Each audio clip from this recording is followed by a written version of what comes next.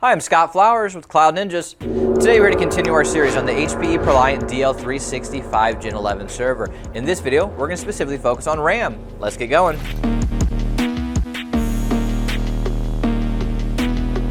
Well, hey, thanks for stopping by today to learn a little bit more about the DL365 Gen11 server. Do us a favor, if you find anything that helps you in this video, click that like, smash that subscribe. All right, we'll top in. Now, this video will be a continuation of our series. It'll be specifically focused on memory. So what we're going to do is we're going to start off with some general information. We're going to talk about the speeds, the sizes you can use. We're going to then talk about what type of RAM you can use. And at the very end, we're going to even show you how to do a physical install and show you the different memory channels inside where the DIMMs would actually go depending on how many modules you're installing. So let's just hop into the fun stuff. All right, so let's start with the general information. So this takes DDR5 memory, and you can put in HPE smart memory, or you can actually put in generic RAM. So what that essentially means is if you want to throw in a Samsung or a Hynix or a Micron or something like this, those modules will work with your Gen11 server. Now HPE will throw a whole bunch of warnings and signs and tell you that this isn't supported and this is disabled or whatever the case is, and honestly they're going to work just fine. They do that to scare you and then make you pay a lot more money for their smart memory. There are some advantages of the smart memory. I'm not saying there's some disadvantages. I know I'm going to get someone pissed off down below that's going to write some comments being like, well, the smart memory does, yeah, okay, all right. Yes, there's some advantages to it, but it's also an advantage of saving a lot of money, right? And so, to each their own. If you want the smart memory, we can sell it with smart memory. If you want generic memory, we can do that as well. And so that's not something that HPE is necessarily going to tell you or want you to do. They want you to put the smart memory in, of course. And most of the time, that's what we're going to do, especially for new boxes. That's definitely what we're going to do. If you're buying a used one, that's when it's a little bit easier for us to go ahead and throw in some just generic memory that'll work just fine. But again, HPE is not going to want you to do that. That is just generally a no-no. But theoretically, yes, you could do that if you're at home and you're wondering, shit, memory is expensive as hell right now. There's these huge shortages. Cost of modules is so insane. They're spending tens of thousands of dollars on big RAM upgrades. You might have to be stuck with doing generic right now, even if it's not an ideal situation. So anyhow, that being said, there are 24 DIMM slots inside. That means there's 12 DIMMs per CPU because there's 2 CPUs inside. The nice thing about that means there's only 1 DIMM per memory channel. And that's actually a bigger advantage than you might think. Some of the boxes that we like to sell, they're similar to this. There's some Asus boxes that we're big fans of that have a 1 CPU inside, which is the advantage of this one with 2 CPUs. But because there's only 1 CPU in some of the Asus ones that we like, there's 24 DIMM slot, and there's 2 DIMMs per channel, and then that causes the speed to clock down. And we'll talk about that when we get to speeds here in a minute, but that is definitely an advantage that there's only 1 DIMM per memory channel for all 24 DIMM slots. So that brings us to speeds. Well, what speeds can I use? Well, you can go as low as a 4800, 5600, or 6400 speed modules. But there's some caveats, and that depends on the CPUs you put inside. So if you are going to put a 9004 Genoa, the max that you're going to get is 4800 speed.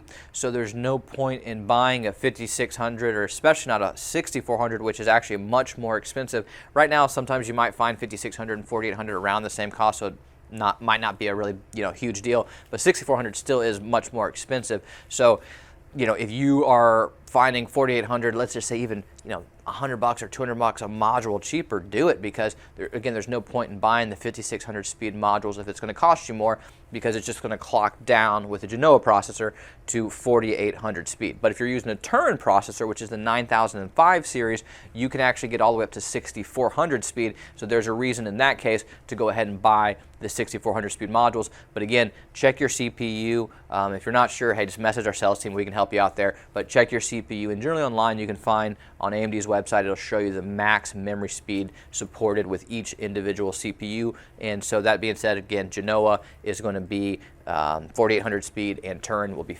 6400 speed as the max. And again, all 3 are supported on both machines, but with the Genoa, they would just clock down to 4800. So, all right, so what DIMM sizes are supported? Well, you can go as low as a 16 gig, a 32 gig, a 48 gig, a 64 gig, a 96 gig, a 128 gig, and all the way up to a 256 gig. Yeah, it's crazy to me that there are 256 gigabytes in a single module. They are going to cost you an arm and a leg, and your firstborn child, they're very expensive, but you can get technically 6 terabytes of RAM using 24 256 gig modules. That's pretty awesome if you ask me.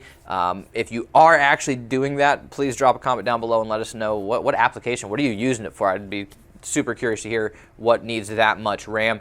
Most of you guys are probably going to be putting in 512 or maybe even low as 256 or something like that. 768, 1 terabyte. Those are pretty common configurations that we're building out all the time. But those are the different sizes you can use. And then that brings us to, well, what type of RAM can I use?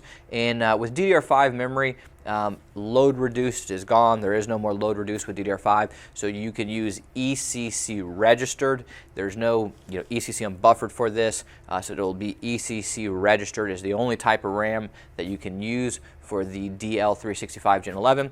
And again, that max with ECC Registered will be 6 terabytes using 24 256 gig modules, and then that would be 6400 speed with Turin and 4800 speed with Genoa. All right, so this might be what you have been waiting for. We're going to show you how to do the install and what channels to use if you're not fully maxing it out and putting in all 24 DIMM slots. So let's just go ahead and show you where to put the DIMMs and how to do your install. But before we do, I need my ESD. Be right back. Hey, it's Mason with Cloud Ninjas, and today we will be installing our memory into our HPE ProLiant DL365 Gen11 server. As you can see, all you'll need is your memory modules, so let's go ahead and set these to the side, pop our latch, and lift our top just like any other server you've been in before. As you can see, this CPU will control these DIMM slots, and this CPU will control these DIMM slots. Now we will label our DIMM slots in the order in which you should install the modules. Starting at CPU 1, the DIMM slots are labeled 1, 2, 3, 4,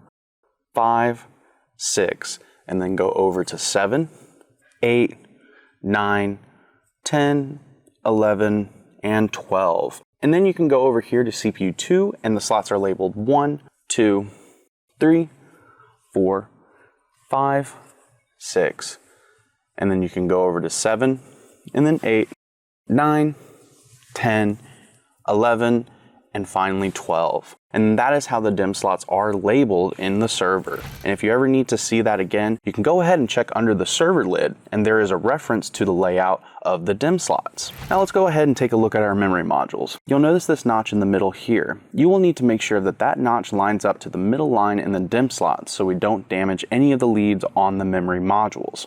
So now let's go ahead and place the module into the slot and press down on both sides till you hear a click sound. This will let you know that the module is secured in place, and if you didn't hear that click sound, it is important to make sure that the tabs are fully locked in, or else the server will not recognize the module. This is a common error that people run into, but don't worry, just make sure that the tabs are fully locked in. Alright, so now we will show you what 12 memory modules being controlled by one CPU looks like. Be right back. Alright, so this is the 12 memory modules controlled by one CPU, and now we will fast forward and show you guys what all 24 memory modules being installed into your server looks like. And there you have it. That is how you install your memory into your HPE ProLiant DL365 Gen11 server. Hey, do us a favor, click that like button and smash subscribe. If you're looking for any custom built HPE, Dell, Supermicro, Asus, Gigabyte, Cisco, IBM, maybe you're looking for an AMD Ryzen server or an AMD Turin server, we do it all. We have both new and refurbished. So please give us a call or email us at sales@cloudninjas.com. That's sales@cloudninjas.com. Anyways guys, thanks for stopping by.